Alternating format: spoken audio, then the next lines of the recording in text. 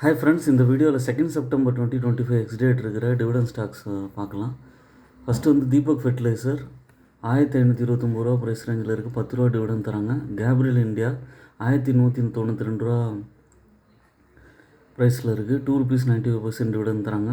Ratnamani metal 2420 ரூபா price ரேஞ்சில் இருக்குது, டிவிடெண்ட் 14 rupees தராங்க.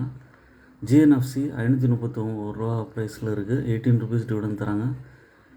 இபிஎல் ஷேர் 237 ரூபா ப்ரைஸ் ரேஞ்சில் இருக்குது, 2 rupees 50 டிவிடெண்ட் தராங்க. அயன் எக்ஸ்சேஞ்ச் 444 ரூபா ப்ரைஸ் ரேஞ்சில் இருக்குது, டிவிடெண்ட் 1 rupee 50 தராங்க. அஜ்மீரா ரியாலிட்டி 895 rupees ரேஞ்சில் இருக்குது, 4 rupees 50 டிவிடெண்ட் தராங்க. ஹிக்கல் 254 rupeesல இருக்குது, 80 டிவிடெண்ட் தராங்க.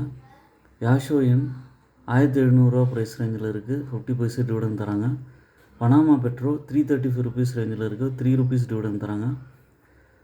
ட்ரிபோன் தாஸ் 190 rupees ரேஞ்சில் இருக்குது, 2 rupees 25 டிவிடெண்ட் தராங்க. அதுக்கப்புறம் வந்து கிறிஸ்டல் இன்டெக்ரா 628 rupees ரேஞ்சில் இருக்குது, 1 rupee 50 டிவிடெண்ட் தராங்க. ரேடியன்ட் கேஷ் 59 rupees ரேஞ்சில் இருக்குது, 2 rupees 50 டிவிடெண்ட் தராங்க. டிபிஎல் பிளாஸ்டிக் 80 rupees ரேஞ்சில் இருக்குது, 1 rupee டிவிடெண்ட் தராங்க.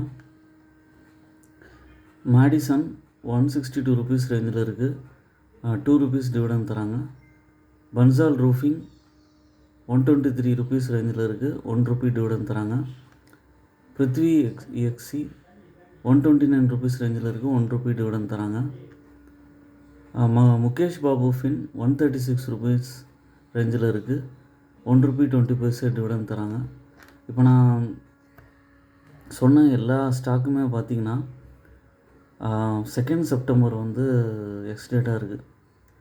இந்த டேட்டுக்கு முன்னாடி இந்த ஷேர்ஸ்லாம் வாங்கி ஹோல்ட் பண்ணியிருந்தீங்கன்னா இந்த டிவிடெண்ட்க்கு நீங்கள் எலிஜிபிளாக இருப்பீங்க.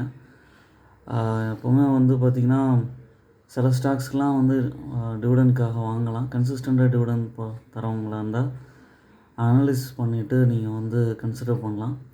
சில இதெல்லாம் பார்த்திங்கன்னா ஒன் டைம் டிவிடெண்ட் தருவாங்க, அதுக்கப்புறம் வந்து திரும்ப டிவிடெண்ட்ஸ் எதுவும் கிடைக்காது. எப்போவுமே ஸ்டாக்கை பார்க்கும்போது அவங்களுக்கு வந்து ப்ராஃபிட் என்ன இருக்குது, சேல்ஸ் எப்படி இருக்குது, அதுக்கப்புறம் ரிட்டர்ன் ஆன் ஈக்விட்டி வந்து கன்சிஸ்டண்ட்டாக 3 years 5 years பீரியடில் எப்படி இருக்குது, புக் வேல்யூ எப்படி இருக்குது, மார்க்கெட் கேபிட்டலைசேஷன் வந்து எவ்வளோ தூரம் ஹையாக இருக்குது, தொடர்ந்து வந்து அவங்களுக்கு ஆர்டர் புக் நல்லா இருக்கா, அதே மாதிரி ப்ராஃபிட்ஸ் வந்து கன்சிஸ்டண்ட்டாக கொடுத்துட்ருக்காங்களா, நெட் ப்ராஃபிட் எப்படி இருக்குது, ஷேர் ஹோல்டிங் பேட்டர்ன் எப்படி நல்லா இருக்கா இல்லையா, அந்த மாதிரி அனலைஸ் பண்ணிவிட்டு வாங்கணும். டிவிடெண்ட்டை தவிர அந்த ஆங்கிள்லையும் யோசிங்க. கன்சிஸ்டன்ட் டிவிடெண்ட் ஹோல்டர்ஸும் அட்லீஸ்ட் ஒரு 20% 30% வந்து போர்ட்ஃபோலியோவில் வச்சுக்கலாம். வச்சிட்டிங்கன்னா உங்களுக்கு வந்து ஒன் ஆஃப் த வேல உங்களுக்கு வந்து வெல்த் ஜென்ரேட் பண்ண முடியும். இப்போ நான் கொடுத்தது எல்லாமே இன்ஃபர்மேஷன் பர்பஸ் தான், பட் ஓன் அனலைசிஸ் பண்ணிவிட்டு ஷேர்ஸ் பர்ச்சேஸ் பண்ணுங்கள். என்னோடய சேனலை சப்ஸ்கிரைப் பண்ணுங்கள், லைக் பண்ணுங்கள், எல்லா வீடியோஸும் தொடர்ந்து பாருங்கள்.